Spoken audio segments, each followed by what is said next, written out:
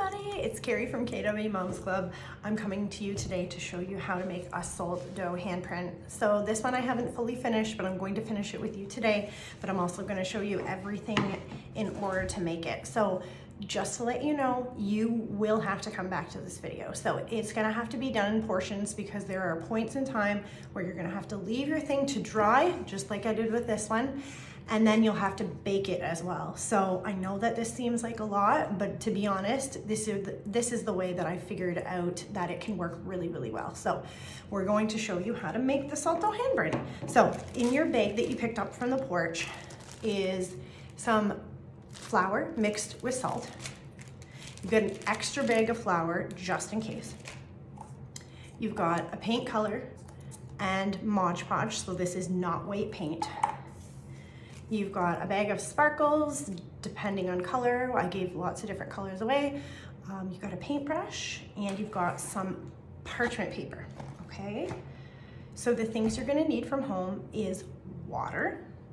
You're going to need some form of, I would say like a shape that you want to do. I did a circle for Arya's hand because her hand was too big to do a heart, but you could do a heart. If you have a heart cookie cutter, or if you can just, you're really good at like forming things, which I am not, you could make it into cookie cutter heart shape or just form it into one. The other things you need are a baking sheet and something to roll with. So I've got a baking pin here.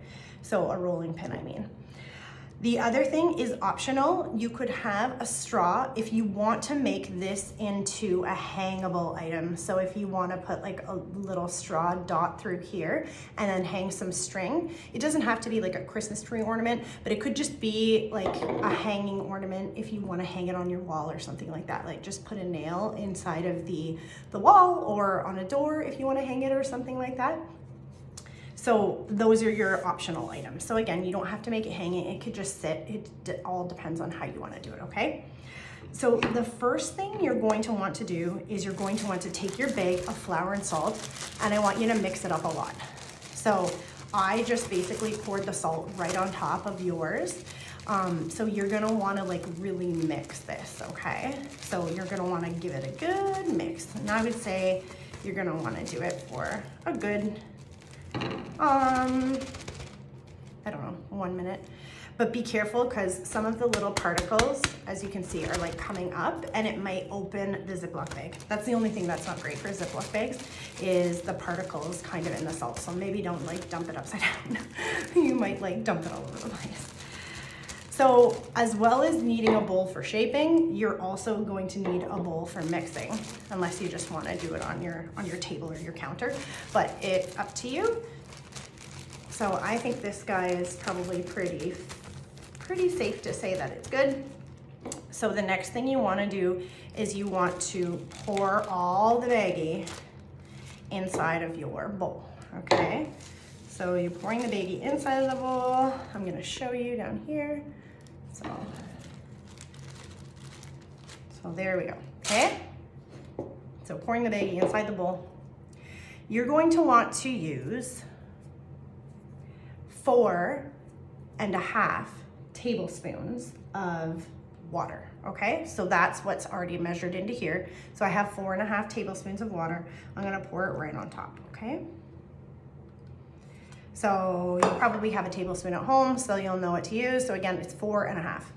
Now the reason that I gave you extra flour is because just in case I have measured incorrectly, but I tried my best, you might get a dough that ends up being either too dry or too wet. So I gave you that just in case. Now I'm gonna start mixing this and you're gonna see it's starting to kind of form a dough. Now there's a few things that I find make salt dough work really well. So I've tried this a few times and some of them haven't turned out the greatest, and I think I've perfected it, but again, you guys will be my testers because I think I've perfected it, but you'll know. So the first thing is that you need to take this dough out of here and you're going to have to really knead it for 10 minutes. And I know you're gonna be like, Carrie, you're crazy. Like 10 minutes, it's insane. No, it's not. This is gonna make your salt dough really good because number one, it's going to really make the salt and the flour mix together really well and the water. And it's also going to make it so you get a lot of the air bubbles out, okay? So the whole thing of salt dough is like you can get air bubbles in it, and I'm not gonna lie, you might still get a few because I did get a little bit with Aria's, but you can barely tell. So I'm gonna show you how this. So you're going to have to mix this for 10 minutes. Don't get mad at me. I swear it's gonna make it really, really good. So make sure you're getting all the little scrapings in the bottom of the bowl and you put them into this dough, okay? Because you don't wanna, this is a good recipe, you don't wanna lose any of this flour or any of this salt. So like take it and put it in. I'm already making a mess, but that's okay.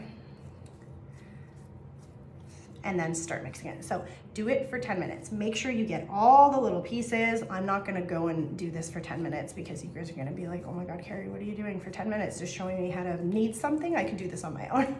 Okay, so imagine I've kneaded this for 10 minutes, okay? So this is actually a ball that I just kneaded for about 10 minutes and then let it sit for a few, so hopefully it'll still be good. So as you can see, it's not too soft, it's not too hard, it's pretty good. Like it almost feels like, I'm gonna explain it like Play-Doh that is maybe just a tiny little bit dry. So maybe not as you pop it right out of a container, but maybe like the second time you pop it out of a container. So it's a little bit dry. So you don't want it to be too dry. You don't want it to be too soft. If for some reason you feel like yours is too wet, add a tiny bit of your extra flour. If you think that it is too dry, add a tiny bit of water. And the reason I gave you the flour is because the first time I did this, I put way too much water and then I was in trouble. And so I was like, okay, I'm gonna make sure my ladies are prepared just in case this happens. So I'm serious when I say, do not use a lot of water. So you'll see, and this is exactly why I gave you some. So there's my ball. You should have about twice as much of this because I've actually already done a handprint that I was gonna show you. So your ball is kneaded. You're gonna wanna use your rolling pin, okay, and roll it out. The thickness that you want, that I found is the best, is 1/4 of an inch, okay? So that is gonna work the best. That is my recipe and that is the way that I've tested this. So if you wanna go with something that's thicker than that, by all means, please do, but I can't tell you that it's gonna turn out fabulous. And I'm not saying it's gonna be perfect because it never is, but you know what, you try your best. So I've already see when I'm rolling this out that I'm getting some air bubbles. So what I'm gonna do is I just keep kind of rolling over top of those air bubbles to kind of like pop them and get them to get away from the surface. So I'm gonna show you, let's see. I can still see air bubbles coming up. So maybe I'll use my heart, okay? And I'm not gonna do a hand print in this one, but I'll show you the print that we did for the dog. So we actually did one for my dog because she's getting older and we really just want to preserve one of her paw prints. So we decided that that would be a fun thing to do, as well as obviously doing Aria's hand as well. Okay, so here's my dough and it looks like it's about 1/4 inch, maybe it's even a little bit less than 1/4. So I'm gonna put my shape in there. Again, like I said, if you don't have a heart, if you have like a bowl or anything like that, I would suggest like testing it on your baby's hand first to see, okay, this bowl fits your baby's hand. If they're gonna, you know what I mean, if the fingers are out, you're gonna wanna get a bigger bowl. This one I just found was a good size for Aria's hand, so I put it down and then that's why Aria's hand ended up being like pretty good in the middle. Now I always suggest doing the shape first and the hand second, okay? So here's my shape here, looks good.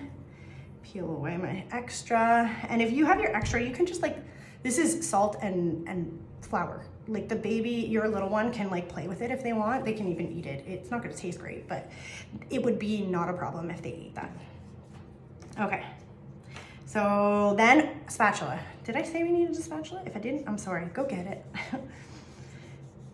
Okay, so I usually find kind of like going back and forth on this to kind of get it to peel up works the best.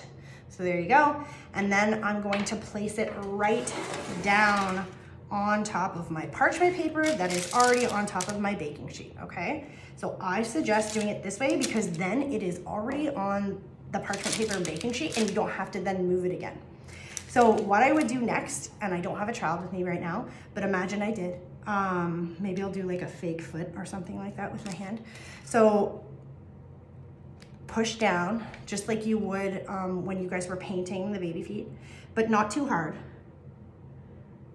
but hard enough to kind of like make an imprint, okay?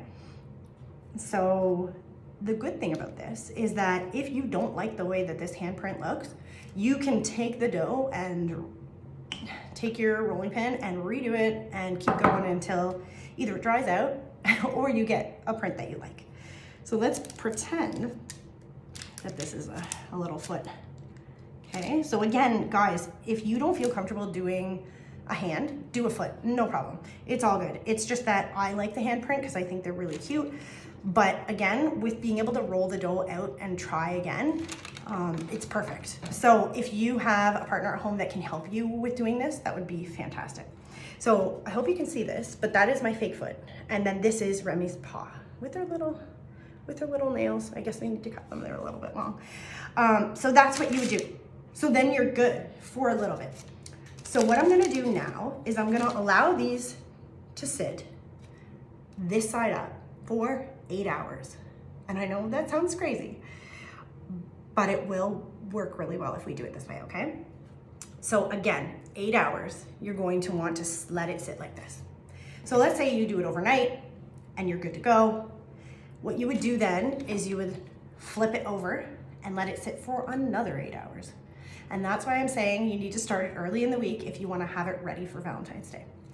So another 8 hours and you're good to go. Then you get to bake it. Yes, so you might be coming back now because you've waited 8 hours, you flipped it, you waited another 8 hours, and now you're coming back to me. So hello again. So now you get to bake it on the lowest possible setting on your oven. I think mine goes like 170 maybe. I think that's the lowest that I get. You're gonna wanna bake it for 2 hours on this side and 2 hours on this side. And I know you're gonna be like, Carrie, what are you doing to me? This is so crazy. But it turns out like this. And let me tell you, these impressions, if you buy an impression from places, they can be upwards of $40, okay? This one here is going to cost, I don't even know, $1, $2, I think at most. So you can even do this again at home if you want to, okay? And I will put the recipe all in the text of this video, okay? But these turn out really, really well if you follow these steps. So let's say you've baked it and then you've baked it on the other side and then it's dry and ready to go and you feel you like the way it looks, but then you want to add some color. These are technically supposed to be for Valentine's Day. So it's up to you if you want to use the sparkles. You don't have to, it's up to you. Or the paint. You could just leave it this way and say, you know what, enough is enough. If you have any permanent markers at home, if you want to write, you know, Aria, your baby's name, 2021, or if you want to write on the back, the same thing, go for it. What I'm going to do with this is I'm actually just going to do a little bit of red paint in the middle. You could paint, what I've done before is I've painted, and I don't have it with me here, but I've painted the whole baby's hand. Now I find like if you paint the whole baby's hand, you're gonna lose some of the impressions of the little finger, like the finger dents and stuff like that. But if you don't mind losing those kind of little impressions of the finger dents, then go for it. Do the whole hand in one color. But what I'm going to do is I'm going to do a little heart in the middle. And if you have like a sticker or something like that that you can use as like a guide, that's absolutely fine too. And I'm not like a perfect heart drawer, but I was gonna draw a cute little heart in the middle of her hand. And then I'm gonna come back and write Happy Valentine's Day or something like that at the end. So yeah, basically at this point, it's up to you. Make it your own, do whatever you want to do. Color the whole hand. You can paint out on the outside if you want with the paint that you have. And you can use any paint colors that you want that you have at home as well. I know I only give you one, but by all means, please incorporate any colors that you want to make this your own. And then you can use the sparkles to kind of just sparkle it up even a little bit. I'm gonna pour a little bit of sparkles on this heart once I paint it. And then I'm going to use my markers to put Aria 2021. So yeah, this is basically it. I'm not gonna let you watch me craft the whole time, but here is the heart, and I'm just gonna fill it in a little bit and put some sparkles in it. But this is your Salto craft. So hopefully you guys liked it. Hopefully you don't get upset with me with the amount of times that you have to come back and watch my video. But I'm telling you, this is the way that I've found the best Salto handprint. And if you guys find any other ways to do this that you find better, please let me know so I can incorporate it in my next time go around. But happy crafting, have fun, and see you guys soon.